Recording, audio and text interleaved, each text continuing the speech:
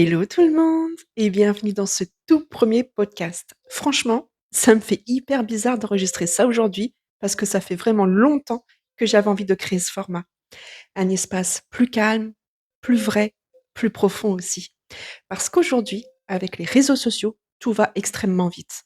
Les vidéos sont courtes, on survole énormément de sujets et moi, j'avais envie de créer un endroit où on peut simplement discuter, comme entre amis, sans filtre, sans pression et sans devoir résumer des sujets importants en 30 secondes. Et aujourd'hui, pour ce tout premier épisode, j'avais envie de parler des énergies négatives. Parce que c'est un sujet qui intrigue énormément, un sujet qui fait parfois peur aussi, et surtout un sujet où on entend absolument tout et n'importe quoi. Alors, entre les réseaux sociaux, certaines vidéos TikTok et certaines croyances, parfois on a l'impression qu'on est attaqué énergétiquement dès qu'on est fatigué ou qu'on passe une mauvaise journée. Et honnêtement, je pense qu'il faut vraiment réussir à garder du recul sur tout ça. Parce que oui, selon moi, certaines énergies existent réellement, mais pas forcément de la manière dramatique ou anxiogène qu'on nous montre parfois sur Internet. Je pense surtout qu'on ressent énormément les émotions, les intentions et l'énergie humaine des gens autour de nous. Et ça, beaucoup plus de personnes le vivent qu'on ne le pense. Moi, par exemple, pendant longtemps, je ne m'écoutais pas du tout. Et avec le recul, je me rends compte que c'était probablement ma plus grosse erreur. J'absorbais absolument tout. Les émotions des autres, les problèmes des autres, la négativité des autres. Et le pire, c'est que les gens venaient énormément vers moi pour se confier, mais en négatif.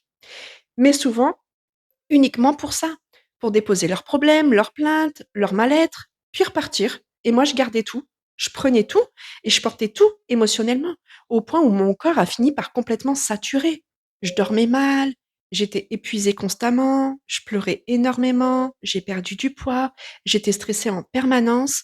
Et honnêtement, je pense qu'on oublie énormément à quel point le corps parle quand quelque chose ne va plus. Le corps évacue comme il peut. Le stress, l'angoisse, la surcharge émotionnelle. Et aujourd'hui, avec le recul, je comprends surtout que je n'avais aucune limite énergétique ou émotionnelle. Je laissais tout entrer. Et bien sûr, et je le pense sincèrement, que certaines personnes sont beaucoup plus sensibles que d'autres à ce genre de choses. Pas forcément dans un sens mystique, mais dans le sens où certaines personnes ressentent énormément leur environnement, les tensions, les émotions, les intentions des gens. Tu vois, par exemple, je ressens très vite les intentions d'une personne. Je sais généralement quand quelqu'un ment, quand une personne est sincère, quand quelqu'un est profondément négatif ou au contraire quand quelqu'un dégage quelque chose de très apaisant. Et avec le temps, j'ai appris à écouter ça. Parce qu'avant, je m'écoutais jamais. Je ressentais des choses, mais je me forçais quand même. Et honnêtement, à chaque fois que je ne m'écoutais pas, ça finissait mal pour moi émotionnellement. Et je pense qu'on a tous déjà vécu certaines situations très particulières. Entrer dans une pièce et ressentir immédiatement une ambiance lourde. Voir une personne pendant seulement 10 minutes et repartir complètement vidé. Ou ressentir qu'un endroit nous met mal à l'aise sans réussir à expliquer pourquoi. Et ça, honnêtement, je pense que ça arrive à énormément de monde. Par exemple, moi, il y a des endroits où je me sens extrêmement bien. Quand je suis chez moi, je me sens apaisée. Quand je suis dans un cimetière, je me sens étonnamment légère et calme, alors que beaucoup de personnes pourraient penser l'inverse. Et au contraire, dans certaines églises, je me sens extrêmement mal. Je ressens quelque chose de très lourd. J'ai froid immédiatement, je tremble parfois.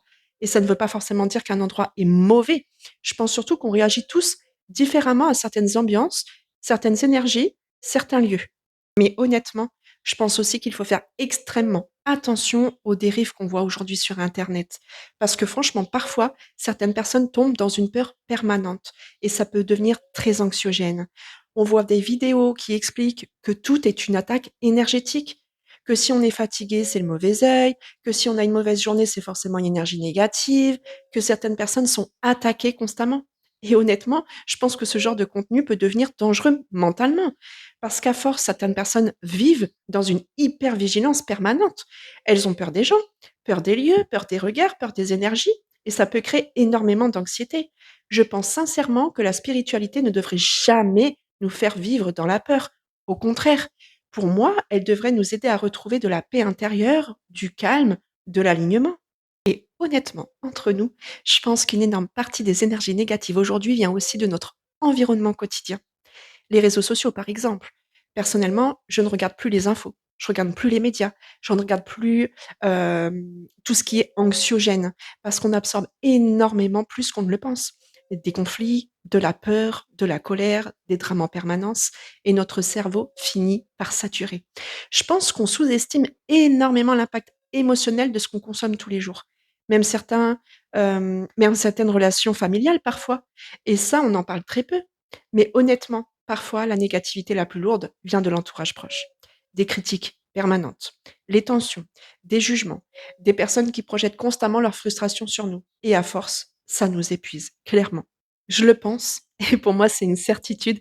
Il y a aussi des personnes qui absorbent énormément plus que d'autres. Certaines personnes ressentent tout très intensément. Les émotions, les tensions, les conflits, les ambiances, peu importe. Et souvent, ce sont des personnes très empathiques, des personnes hyper empathes, des personnes qui veulent aider tout le monde, qui prennent énormément sur elles, qui culpabilisent vite et qui écoutent énormément les autres. Et le problème, c'est qu'à force d'absorber les émotions des autres, bah, on finit complètement par s'oublier soi-même. Et je pense que beaucoup de personnes épuisées émotionnellement aujourd'hui ne sont pas forcément attaquées énergétiquement. Elles sont juste en surcharge permanente. Aujourd'hui, ce qui a vraiment changé ma vie, c'est d'apprendre à me protéger émotionnellement, à poser des limites, à arrêter de vouloir sauver tout le monde, à écouter mon intuition, à partir quand quelque chose ne me semblait pas juste et surtout à arrêter d'absorber les problèmes des autres comme si c'était les miens. Parce qu'on peut être une personne empathique sans se détruire émotionnellement. Et ça, j'aurais aimé le comprendre beaucoup plus tôt. Et honnêtement, prendre soin de son énergie, ça commence souvent par des choses beaucoup plus simples qu'on ne le pense. Dormir correctement, avoir un environnement sain, s'éloigner de certaines personnes, prendre du recul, couper certains contenus anxiogènes, apprendre à dire non, respirer un peu. Et ensuite, chacun a ses croyances. Certaines personnes aiment méditer, d'autres prier, d'autres purifier leur maison avec de l'encens, d'autres aller marcher au bord de la mer. Et honnêtement, si ça vous fait du bien, alors c'est déjà positif. Mais je pense qu'il faut toujours garder son libre arbitre, sans tomber dans les extrêmes, sans tomber dans la peur. En tout cas, j'espère sincèrement que ce tout premier épisode vous a plu. Franchement, ça me touche énormément de commencer cette aventure podcast avec vous. Et j'ai vraiment envie que cet espace devienne un endroit où on peut parler librement de plein de sujets, avec simplicité, avec douceur et sans jugement. N'hésitez pas à me dire ce que vous en avez pensé de cet épisode. Est-ce que vous pensez que les énergies négatives existent réellement? Est-ce que vous avez déjà ressenti l'énergie d'un lieu ou d'une personne? Et surtout, dites-moi quel sujet vous aimeriez entendre dans les prochains podcasts. Prenez soin de vous et on se retrouve très vite pour un nouvel épisode.